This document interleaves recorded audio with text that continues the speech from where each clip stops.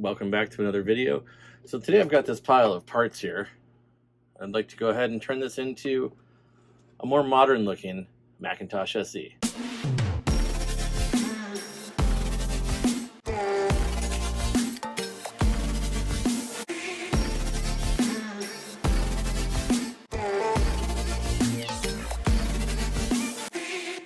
Alright, so let's go through what we have. I have a 24-pin DC ATX PSU 12-volt DC, direct from China. I have a whole bunch of rocker switches here. I have... well, this one's not labeled. Well, let's see what's in this one. And here we have a whole bunch of... oh, they're in a bag. Screws. Tiny little screws. We've also got heat-sensitive threaded inserts, heat installed, heat applied, threaded inserts to go into ABS plastic. And here we have a ATX to SE power adapter with a sweet Ron's computer video sticker. Here we have Raspberry Pi converter for VGA. And then we have a Macintosh SE board. I've already gone ahead and installed the MacBat in this one. So functional SE board. We have an AC power adapter. We have a special surprise for the end of the video. And then we have a beautiful 3D printed case that my friend David made me. So there's been a lot of these cases being posted on YouTube and Facebook recently because Ron had just come out with this. And Dave gave me two options for the back plate. I think this one looks a lot better, so I'm going to use this one. I guess we need to start assembling. And inside the case we have two buttons, I suspect. All right, so we'll set the top of the case off to the side here. And we'll take this back plate out. Open their standoffs here as well. Let's put that off to the side. We'll put in the new... actually, I think we'll leave it out for now, but this is what the new back plate's going to be. Main difference here, the icons are inverted with red behind them. Like on the SCSI one, it's really hard to see. It shows up nicely on these ones. And with this one, what he did is he made it all black and then had the port icons actually 3D print out. So it's like they're reverse embossed. I don't know what that term is, but it looks really nice. I like the way this one turned out. We'll set both these off to the side for now. All right, so I think we can't just drop our board in here. We're gonna have to make some modifications to things first. All right, I believe that is where it sits. All right, so wherever there are screw holes, we need to put in the threaded inserts. So we'll use the soldering iron to warm those up and kind of shove them into place, melt them into the ABS. You can see we've got, a number around here. So I think that's the first thing we're gonna do. All right, so there are no real detailed step-by-step instructions on how to put this together, but I think we can wing it. It seems fairly straightforward. So the first thing we need to do is take these threaded inserts and get them into all of these various holes here. And we'll be doing that using a soldering iron. So I think it should be fairly straightforward. Just to heat them up. And then sink them in to the plastic. Oh, except they get stuck. Okay. So don't put the soldering iron into them. That's the first tip. It seems like that would have been the easiest way, but yeah, then it doesn't come off. All right, you do want to make sure you get them in the correct way. And I'm not sure which way the correct way is. I think we want to do it with the ring up, because otherwise it's going to make a big hole going all the way down with nothing to grip on. If we do it with the ring up, then at least we'll have something to grip to. So let's use my screwdriver here to line it up. Kind of get started.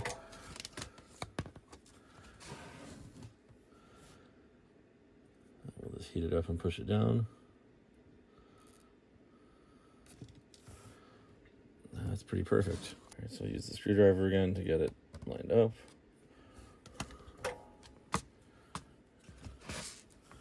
Then we'll just push it down with the soldering iron.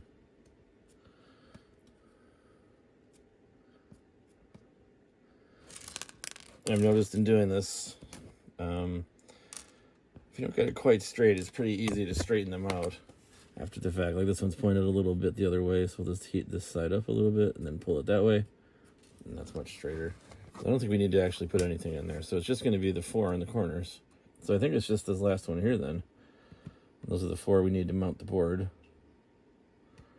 And good news, we didn't go too deep with any of them. No problems on the bottom of the case here. So I did read you need to mount the 2 switch buttons first, which was one of the few instructions on there.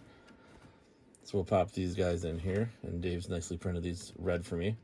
It's an accent color. So I think once you set the board in, you're not able to put those in, and that's for the reset and interrupt switch here.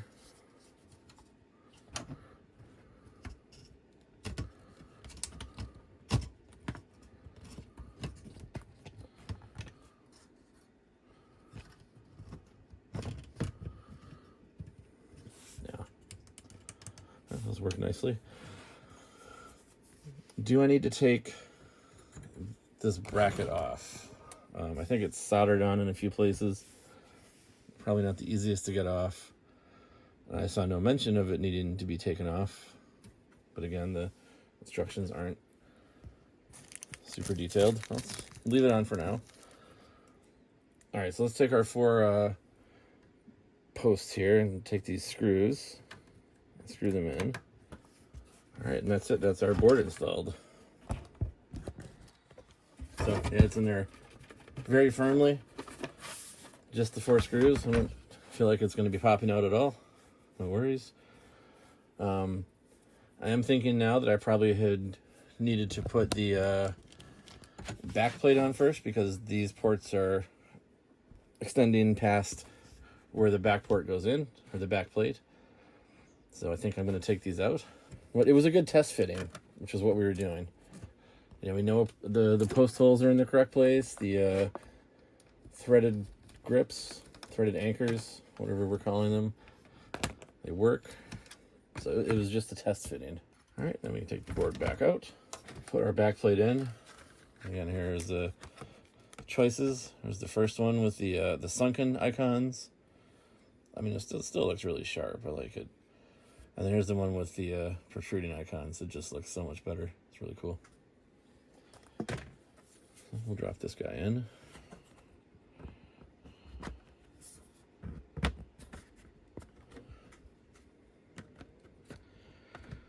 I think that's all the way down.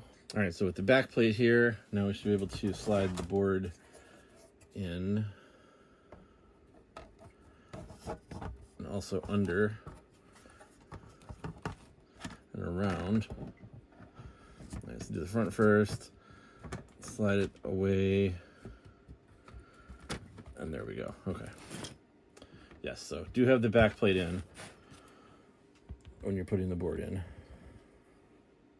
So now I'm just going to put the 4 screws back in. All right, now we've got some spots here on this side. These 4 are clearly for the speaker, so we'll need to put posts in there. I'm guessing all this stuff is for the power supply. So let's open that up next. Don't forget, we got our awesome Ron's Computer video stickers.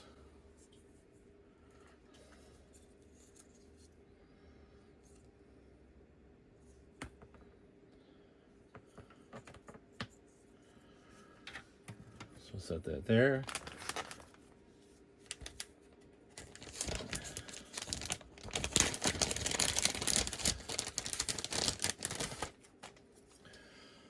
Never forget the sticker. We got this. And then finally we have our ATX PSU here. All right, so here's the goodies. So here's our ATX PSU. So this is an ATX compatible power supply. It takes an input in a barrel jack format, and that's why we have this guy to power it. So AC in, and we can plug in our ATX power supply, and then it's got a graphics card power plug. I forget what they're called. We don't need that.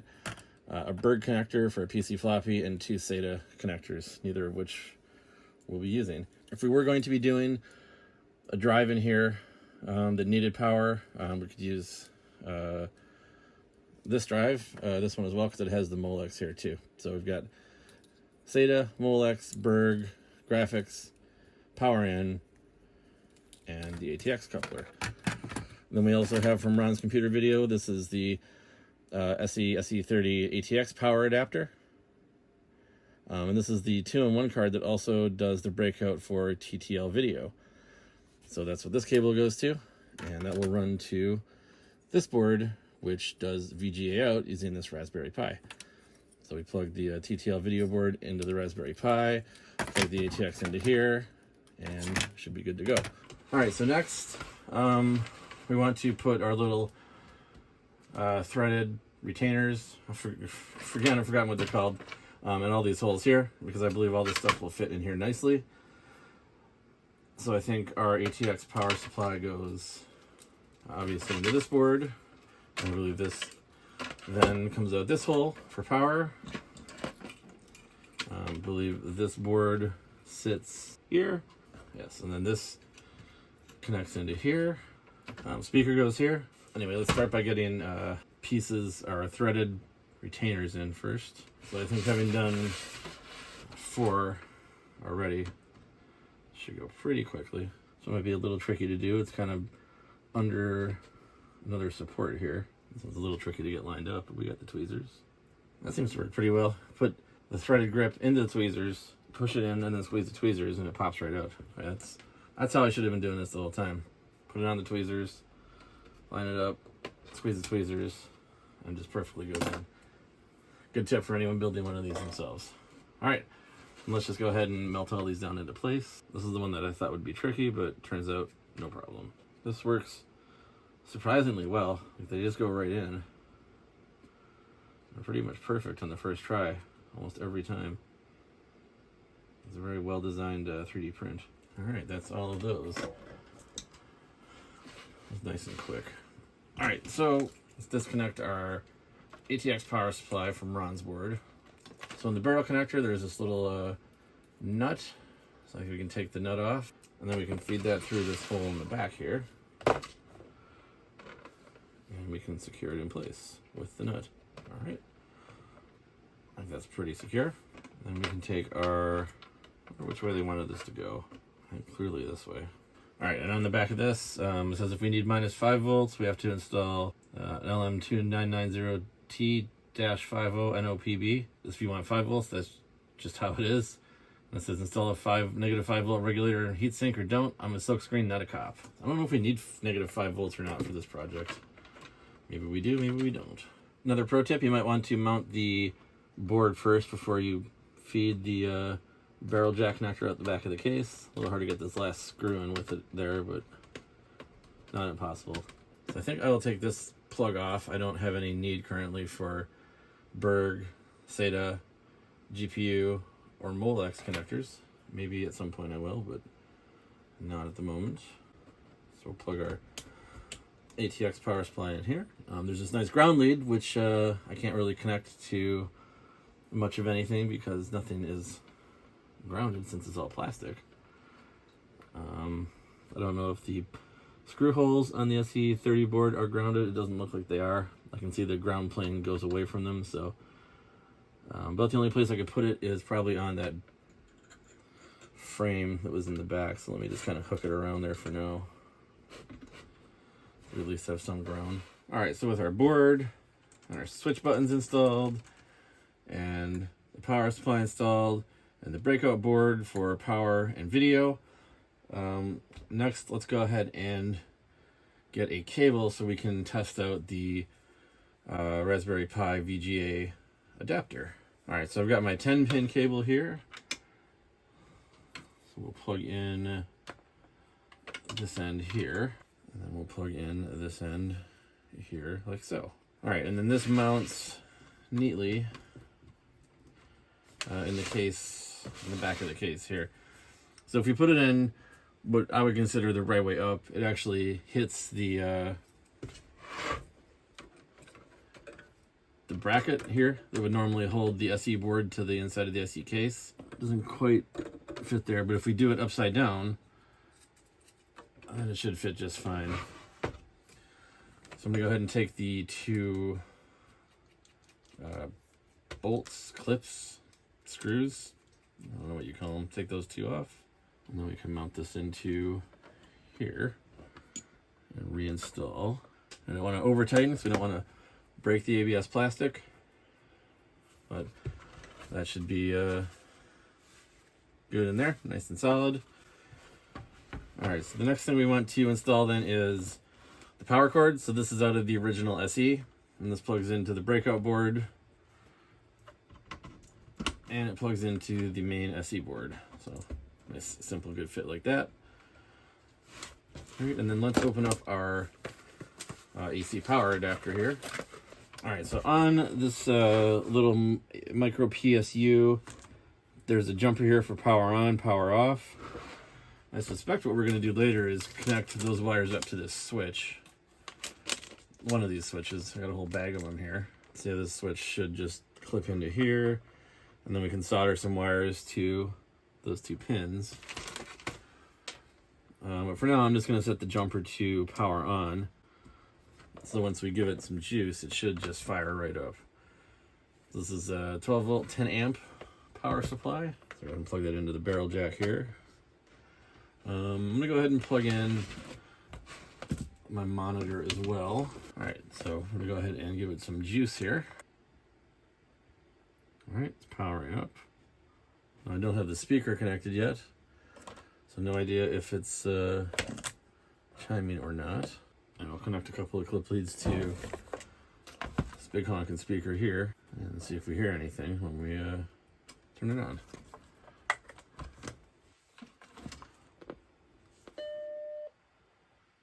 All right, we do have the chime, so that's good. That means we're getting power to the board, and the board is functional. So hopefully we get some video here in a minute. I don't know if I need to power this video board. Maybe I do. All right, so then let's try powering it. So I've got a micro USB connection here. Go ahead and plug it in. Let's see that it looks like it's booted probably. We'll plug in the VGA connection to my monitor. Now at this point I've disconnected the speaker, so we're not going to hear the chime, but that's okay. So let's go ahead and plug in the machine. So we should see the power supply light kick on here in a second.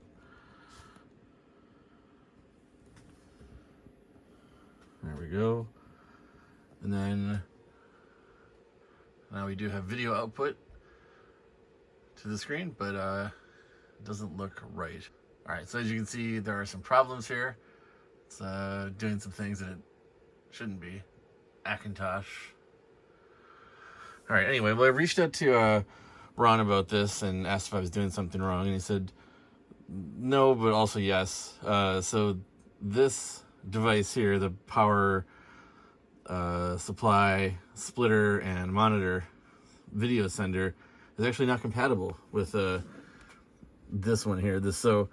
This power supply splitter here was made to go with the HDMI, RGB to HDMI, and this one here is not designed to accept the signals here. But he said there is a workaround. All right, so Ron said the problem is this chip here. So it's doing work that doesn't need to be done to be used with this adapter. So if I pull off those 3 vias on the, or 4 vias on the left there, I'll get VSync, HSync, comp, and ground, and they won't go through this chip. And then everything should work. So I think what I'm going to do is pull this out, and let's see if we can wire those up and bypass this chip here. So let me yank this board back out. So in talking to Ron, he said that, yeah, he's going to talk to Joe over at Joe's Computer Museum and see if they can update the website a little bit so nobody else makes this mistake. You know, I got this set up because the combo board was sold out, and I was just looking to get it done, and it seemed like with the IDC-10 connection on both that it would be compatible, and it's not. Yeah, they come in on this side, go through the chip, and then come out on this side, and then out to the IDC cable. So basically what we want to do is we could take this chip out and just pass these vias right from one to the other, and I think that will solve the problem. So I might do that.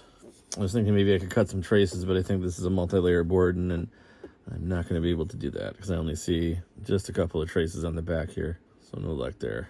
But if I desolder this chip, pull it out, then maybe I can just bridge across those 4, because I did test continuity from, so it's these 4 to these 4, through the IDC cable, and that works. But I actually need to get these 4 pins over to that cable. So I could just run some wires and leave everything in place, but I've never been one to keep things simple. So let's go ahead and see if we can just desolder this chip and see if maybe we can just bodge straight across. I'm not sure that's going to work. If there's connections other places, then it won't work, but I'm willing to give it a shot. All right, so it's my guess that if I do continuity between these pins now, between these vias, there's not going to be any continuity, except for ground should be still ground. And it is. Nothing shorted to ground. Let's check comp. Check H sync. We'll check V sync. So V sync passes right through. That might be expected. So it's just these two in the middle we need to pull across, H sync and comp. All right, then we'll take some of my wire wrap wire here. That's one side done. All right, I'll break that side off. Okay, so now with those directly run across here, I'll see if my guess was right about how this all works. Certainly possible that it was very wrong. All right, let's go ahead and plug the whole thing in. All right, so we get our power light right away. All right, we've got a much better looking screen. Here we go, welcome to Macintosh. Beauty. And now we just need to figure out how to get power from our power supply to our video board here. Let's go ahead and unplug the USB. So there is this 5-volt connector on the back here, and we do have 5 volts coming out of power supply here. So let's just hook up a clip lead and see if we can power it from here. Let's unplug it first though before we do that, so we don't accidentally fry anything. All right, so on the back of this board it says we have 5 volts on this pin right here, which is the top right from where I'm sitting. And then the Raspberry Pi plus 5 volts should be right here. So let's plug it in and see if we fry everything. All right, we've got power and we do a video. Presume everything's gonna work fine. Let's wait for that Happy Mac to show up just to make sure. Yeah, it's looking good. There we go. Okay, so I think what we can do is use one of these unused pins on this IDC 10 connection here. So we've got ground, nothing, comp, V sync, H sync. It looks like ground uses 3 of these pins here. I think the pin closest to the corner might be easiest. It's the one right under H sync. All right, so these boards are very nicely labeled. Again, thanks, Ron. You're awesome. So I'm just gonna take 5 volts, make something to point with. So I'm just gonna take the 5 volts from here and run it to this corner pin here. There should be nothing on there. And then I can take the 5 volts from that corner pin there and run it to plus 5 volts here, and we should be good. All right, so we'll add a little bit more solder to the pins we're connecting. Make sure we have something good to solder to. So we'll take this from 5 volts here, and we'll just sneak it around to the corner here and solder it on right to there. So again, we'll just add a little bit more solder here. All right, then the same drill as before. I'll just solder this wire on here, and then to our new 5 volt connection here. Okie dokie, so let's give that a try. So we'll plug everything back in, all right, and we'll plug in VGA, and this time we will not be plugging in USB for power. There we go. Perfect. Right, so that part of the video where I had to rewire Ron's work, you shouldn't have to do that. If you go out to Joe's Computer Museum and you're building one of these SE30 boards in a new box, or if you just wanted to put VGA video into your SE or SE30, there's a item he sells called the combo, I think, or the duo or something, and that has both boards. The Raspberry Pi is actually integrated to the power board, so that you don't have to send power across the IDC-10 connection. But like I said, I just screwed up and got the wrong thing, and Ron was super gracious and offered to help, and so we got it working. And again, if you're buying the right things, you don't have to do all this work. You just install the things and everything just works, and that's how a normal person would do it instead of taking this hard route like I did. But you know, it's more fun this way, right? You know, we got to spend a bunch of time soldering and desoldering, and we took this LS Logic chip out, which was fun. Now I have an extra LS Logic chip. But yeah, anyway, on to the rest of the build. We're just about there, so thanks for hanging through that part, which was completely unnecessary, but we did it anyway. All right, so now that we have this minor modification out of the way, let's get back to reassembling. All right, so what we want to do next is wire up the power switch. So this jumper here is what turns the ATX power supply on and off. And so I've got it in the closed position, so when it's plugged in, it's going to always be on.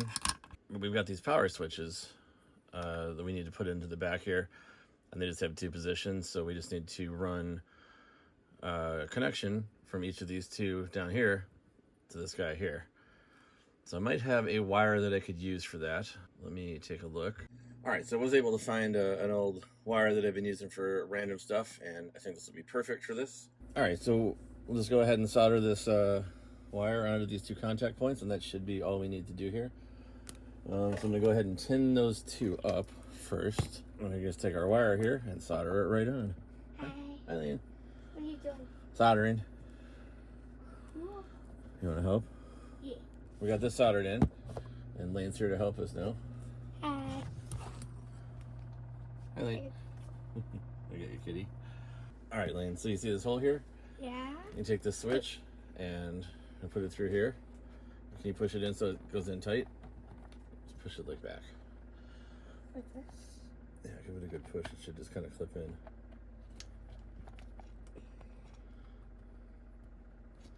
Here, maybe I'll do it.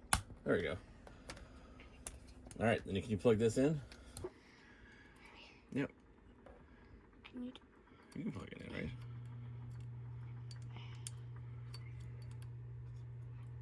You got one. Grab it by the plastic part, and then you'll have better control. Yeah. There you go. Nice. Now we need to plug this in. You plug this in. That goes right here. Grab it by this part. Then you have better control. Right here? Nope, right here. The clippy part goes down. Yeah.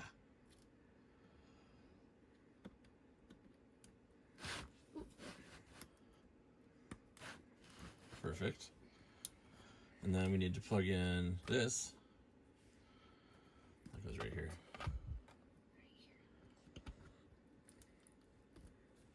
All the way down. And then we need to plug in this. Wow. This goes here, like this. Should I just do it? Okay.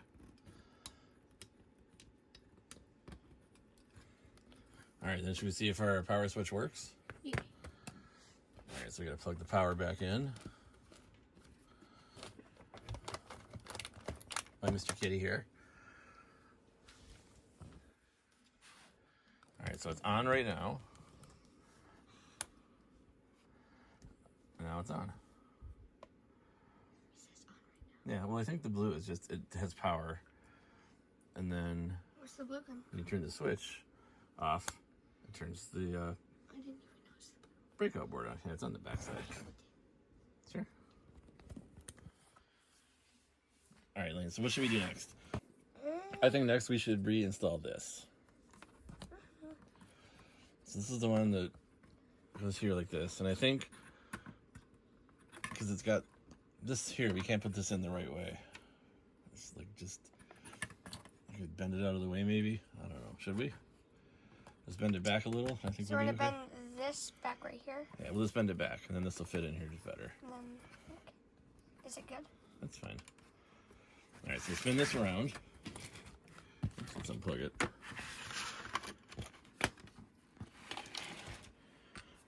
All right. So I'll put this here. I'll put this back on. We'll stick it through here. And these little clips go in here. That's one. My camera angles are the best. That's okay.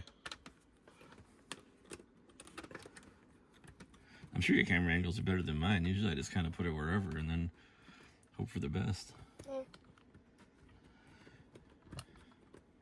Bleeding. You're bleeding? Yeah. From what? I don't know. Oh, okay. I'm fine. All right. All right, then we just need to tighten those down. I had a little bit I was using for that, but I don't know where it went.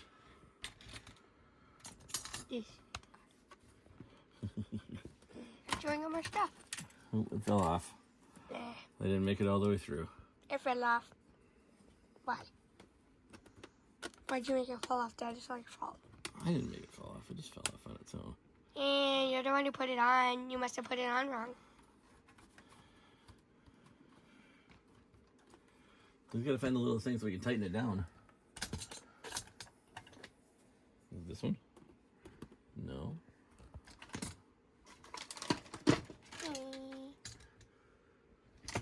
We got Kitty. I got that yesterday from my neighbor. Your neighbor went on vacation and brought that back for you? Yep. Oh, that's really nice. My brother also got a bunny. Oh, here it is. It's right here. All right, so just gotta tighten It was this right down. there, Dad, the whole time. The whole time. So let's tighten this in. I'll tighten this one in.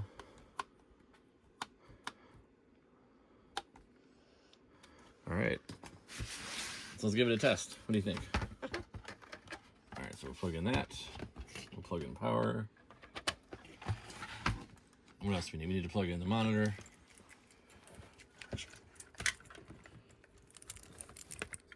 I can't show the back. That's okay. There we go. All right, so we don't have a speaker hooked up yet, but if we turn it on, we should get a picture up there on that monitor. Oh, look at that.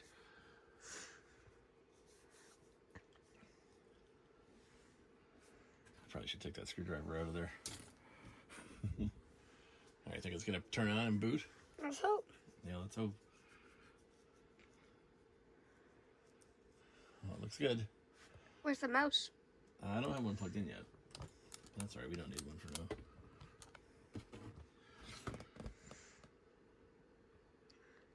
Welcome to... I can't read it. Welcome to Macintosh, Oh, I think is what it says. Yes. that looks... Dad. See. Oh, yeah, that's okay. What's that? What are you doing? Cool. All right, Lane. So here's the top, and this just sits on like this. Is this video even... Yeah. I thought it wasn't good. All right, so, Lane, when we started this video, when I started it, I promised there would be a special surprise. So this is our Macintosh SE board, right? And Macintosh SEs are not the best. I mean, they work, but they're just kind of slow. But we got this box here from MacFX. Cover up the address. We got this box here from MacFX. Are And you in just here- going to blur it out? In here is a special surprise. And if you noticed that box there before, don't scroll back. That's cheating. Comment down below.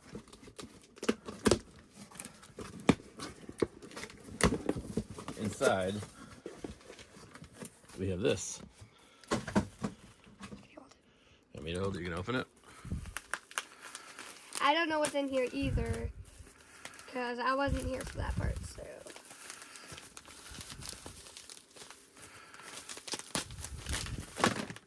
I got it. Good catch. Don't throw it behind you. We'll get it later. It's- So what is this? Here, you take this. This is Oh, cameraman.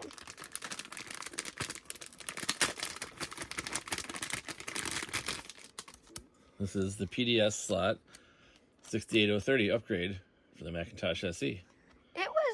It was black in that bag. It was just dark. You couldn't see it, but it's red.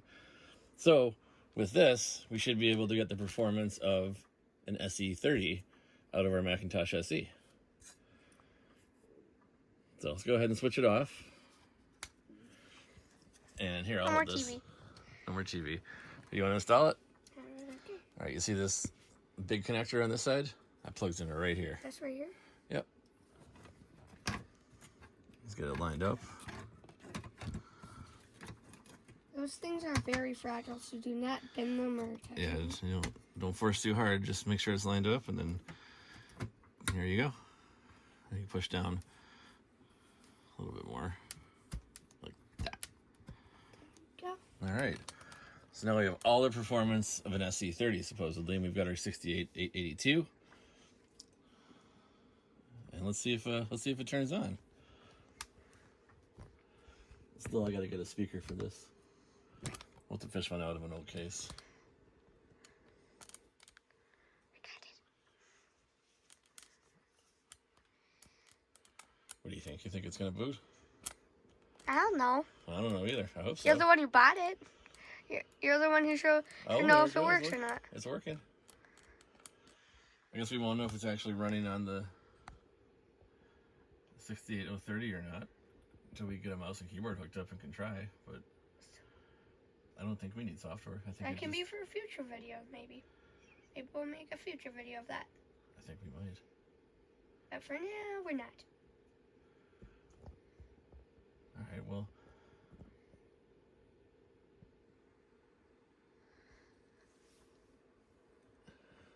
All right, well, that's all working, so that was the big surprise. So I think we're just about done with this build. The only other thing I wanted to do was put a speaker in and a blue SCSI, but I got to find those first. So let's go dig those up. Bye. All right, so we've got a couple more places where we need to mount some of these threaded inserts. So when we put the case on, there's 2 in the back up here. There were these 2 down here that we should have done earlier, but too late now. That's okay. And then we need to do 2 in the front on here so we can keep this case together. So let's go ahead and put those 4 in. That looks good. And then we've got the 2 here. And 1 here. Okay, so I think I also installed the oh, it was hot. I also installed the LED adapter for the blue SCSI. I'm not going to be putting a blue SCSI in this one, at least not today. Nor will I be putting the floppy drive in, but that's all good. I don't really need either of those at this point. I'm using my external blue SCSI. So the last thing I need to grab then is just a speaker. Let me get that installed, hooked up, and then I think we'll be good to go. So let me fish one of those out of an SE case. So this is probably the hardest part of the whole project, is getting the battery out of the SE case, because it's all the way up in the front here, behind this panel. So you basically need to take everything off to get to it, which includes disconnecting the high voltage board, which, you know, deals with the CRT, so you do need to be careful while you're inside, because there are potentially lethal voltages if you don't discharge the CRT correctly. And then we need to take the assembly for kind of the whole structure of the SE out to get to the speaker. And of course, to use these torque screws that are difficult to reach without one of these long shafted Torx drivers. Luckily for my sake, I've got just a bunch of you know, SEs in various states of disassembly just laying around, so I don't have to worry about going through the whole thing. But if you don't, this is kind of a pain. You may want to look into just buying one of the replacement speakers from Macintosh and using that, so you don't have to deal with this whole mess, but not a big deal here. And then of course they didn't actually screw these in. They use these tabs where they push them through and then melt them, so you have to deal with getting those out. So this is actually the Macintosh replacement speaker. So if you were to go out and buy one, you would get one that looked just like this with the clear plastic. I was using it to troubleshoot this Mac way back when. I actually have another video that talks about how to just do this replacement of the speaker. So if you have a Mac SE and wanted to get the speaker out, so there is a video on my channel about getting the speaker out of an SE or SE30. So if you do want to go about doing it, you can watch the video. I'll help you with it. Otherwise, you can buy the Macintosh one. I think they're pretty cheap, and it'll work. Save you a bunch of time. So back to here. We just need to mount the speaker in and connect it up over here. All right. So this is now our fully assembled Mac SE in this new 3D printed case. So just to cover the components, we've got our SE board with our RAM. We've replaced the battery with the MacBat. We have our 68030 upgrade card. We have our micro ATX power supply with connection to the barrel jack in the back here. We have the Ron's computer boards, which aren't quite the right ones, but we made them work. It's a little bit of a hack. We've got the speaker. and our power and video cable connected here. So if we wanted to do the floppy, there's a shelf that goes here for the floppy and a shelf that goes here for Blue SCSI, neither of which I'll be using in this build, but those are options that you can do. So I think then we can assemble this and screw it together. So we want to make sure that the back slot lines up. So I'll start by doing these 2 screws here. And then we'll do 2 screws in the back here.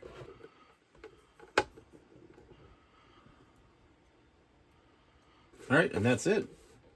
That's our completed Macintosh SE to SE30 upgrade, no monitor build.